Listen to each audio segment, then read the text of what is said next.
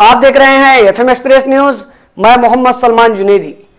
बीजापुर जिला बसवन बागेवाड़ी तालुक के मनगोली गांव में एक शेड में 8 वीवीपैट मशीन के मिलने से पूरे शहर में हलचल मची है। इस मुद्दे को लेकर जनाब अब्दुल हमीद मुशर्रफ ने इलेक्शन कमिश्नर ऑफिसर पर अपना गुस्सा जताया। जनाब अब्दुल हमीद मुशर्रफ ने प्रेस कॉन्फ्रेंस में बात करते हुए कहा कि वो जो वीवीपैट मशीन मिली है वो बीजापुर सिटी के बताया और उसकी सही से तहकीकात करने को कहा और फिर से इलेक्शन करने की बात की।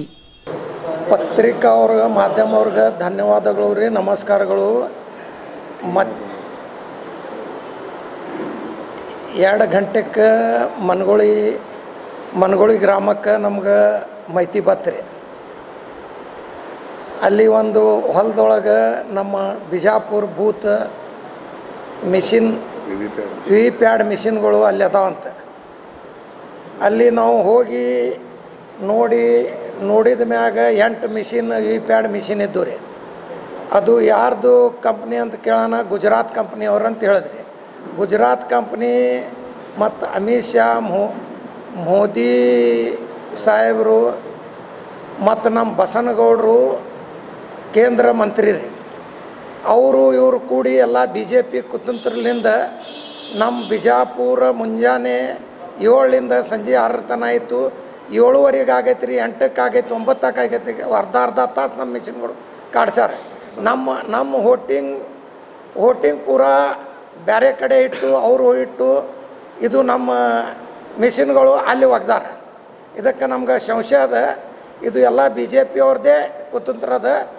ಇದು ನಮ್ಗೆ CBI ಇನ್ಕ್ವೈರಿ ಮಾಡಿ ನಮ್ಗೆ ನ್ಯಾಯ ಒದಗಿಸ್ಕೊಡ್ಬೇಕು, ಇಲ್ಲಿಕಂದ್ರೆ ರೀ-ಇಲೆಕ್ಷನ್ ಮಾಡಿಸ್ಬೇಕು।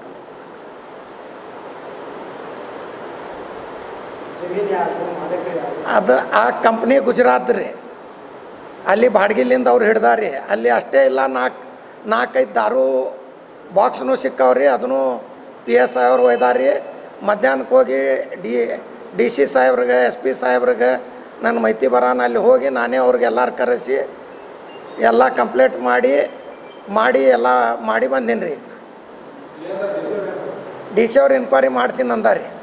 ಮತ್ತು ಅದು ಮಿಷಿನ್ ವಿವಿಪ್ಯಾಡ್ ಅದಾವ್ರಿ, ಅದು ಹೊರಗೆ ಹೋಗಬಾರ್ದು, ಹೊರಗೆ ಹೆಂಗೆ ಬಂದಾವ್ರಿ, ಅವು ನಮ್ಮೇ ಅದಾವ್ರಿ। ಅದು ನಮ್ಗೆ ಪೂರಾ 100ಕ್ಕೆ 100 ನಮ್ಗೆ ಡೌಟ್ ಅದ ರೀ, ಅದು ನಮ್ಮ ಬಿಜಾಪುರದೇ ಅದಾವ್ರಿ।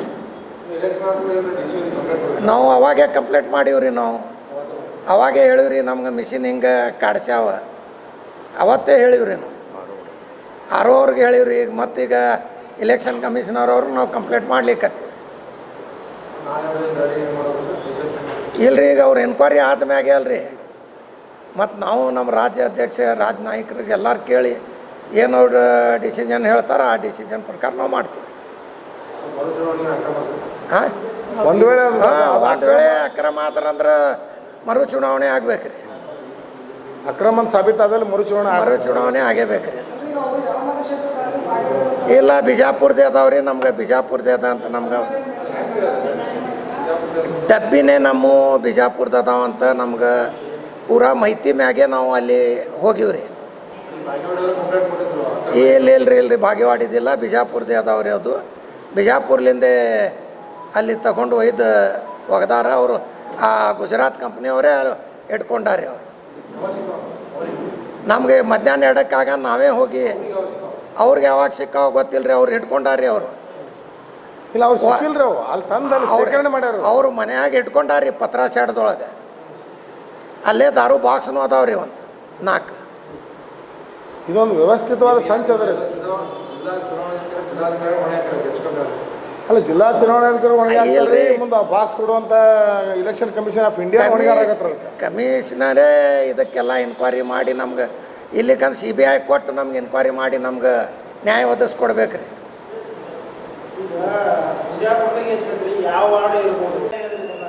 ಇದು ನಮ್ಗೆ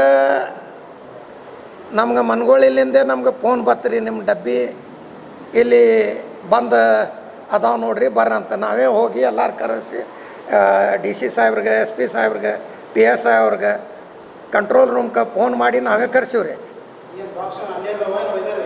ಇಲ್ಲ, ಪಂಚನಾಮ ಮಾಡಿ DC ಸಾಹೇಬರು SP ಸಾಹೇಬರು ಮತ್ತು ತಹಸೀಲ್ದಾರ್ RO ಸಾಹೇಬ್ರು ಬಂದು ಅದು ಪಂಚನಾಮ ಮಾಡಿ ಸೀಜ್ ಮಾಡಿ ಒಯ್ಲಿಕ್ಕತ್ತಿದ್ರಿ.